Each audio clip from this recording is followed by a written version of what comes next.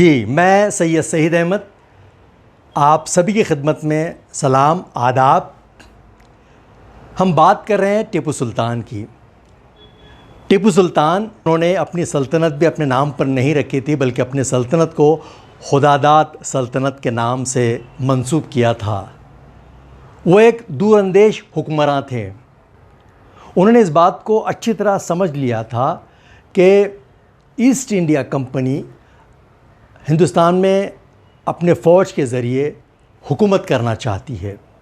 उनके इरादों को उन्होंने भांप लिया था और उस वक्त हिंदुस्तान में मुग़लिया सल्तनत इतनी पावरफुल नहीं थी कि वो तमाम राजाओं को, महाराजाओं को, नवाबों को एक परचम तले जमा करते और अंग्रेज़ों का मुकाबला करते। उस वक्त के राजा महाराजा अक्सर ऐशो इशरत में और नाच गाने में मगन थे, या फिर जो कुछ राजा थे वो अपनी अपनी सल्तनत को किस तरह से बढ़ाया जाए, उन सरहदों को किस तरह से बढ़ाया जाए, इस फ़िक्र में, इस धुन में वो मगन थे। सिर्फ टीपू सुल्तान ही थे जो निहत्थे खड़े थे अंग्रेज़ों के मुकाबले में। लॉर्ड कॉर्नवालिस अपनी फ़ौज के साथ बेंगलोर से भागा और वहाँ से निज़ाम और मराठों से उसने हिमायत हासिल करने में कामयाब हुआ। उस दौर में टीपू सुल्तान की ताकत इतनी उरूज पे थी कि अकेले अंग्रेज़ या कोई भी फ़ौजी ताकत उनका जंग में मुकाबला नहीं कर सकती थी। लिहाजा अंग्रेज़, मराठा और निज़ाम का इत्तेहाद, फ़ौजी इत्तेहाद और गद्दारों की साजिश की बदौलत अब टीपू सुल्तान को अंग्रेज़ों के साथ जंग जीतना बड़ा मुश्किल था। लॉर्ड कॉर्नवालिस की क़यादत में 1791 को किले पर हमला हुआ और शदीद हमला हुआ, और इस हमले में सैयद हमीद जो किले के इंचार्ज थे और उसके साथ कई हज़ार सिपाही शहीद हो गए। टीपू सुल्तान को बुरी तरह शिकस्त का सामना करना पड़ा। वो सुलह करने पर मजबूर हो गए। लॉर्ड कॉर्नवालिस नहीं चाहता था कि टीपू सुल्तान के साथ सुलह हो। वो खुदादाद सल्तनत का ख़ात्मा चाहते थे। वो किसी भी तरह से टीपू सुल्तान का ख़ात्मा चाहते थे। उन्होंने बड़ा ही सख्त सुलहनामा तैयार किया।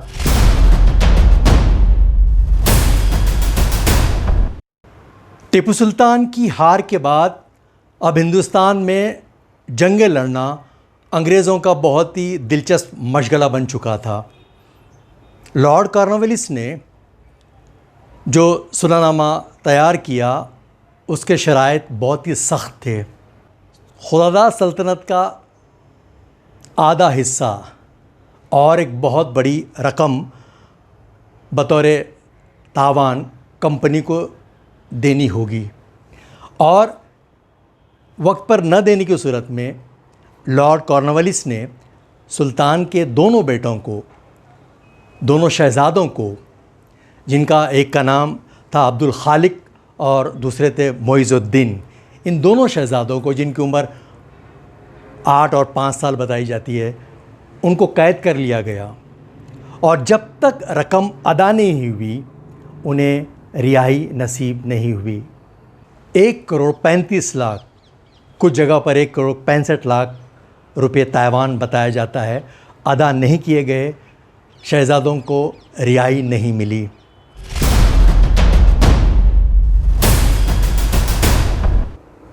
तीसरी जंग में अगर मराठा और निज़ाम अंग्रेज़ों के साथ नहीं देते तो खुदादाद सल्तनत का आधा हिस्सा अंग्रेज़ों के हिस्से में नहीं जाता।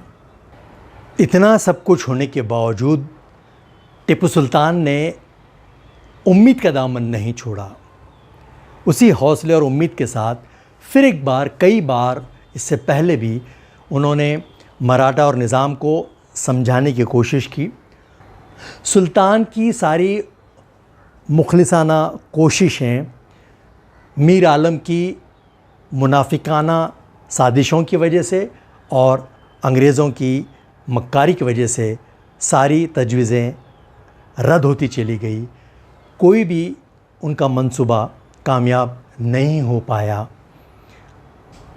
आखिरकार टीपू सुल्तान ने बैरूनी ममालिक ईरान, अफ़गानिस्तान, फ़्रांस और तुर्कस्तान के हुक्मरान से रब्ता कायम किया ताकि अंग्रेज़ों का वो मुकाबला कर सकें उनके साथ मिलकर। लेकिन अफ़सोस ये हुक्मरान भी उस पोजीशन में नहीं थे कि टीपू सुल्तान का उस वक्त साथ देते।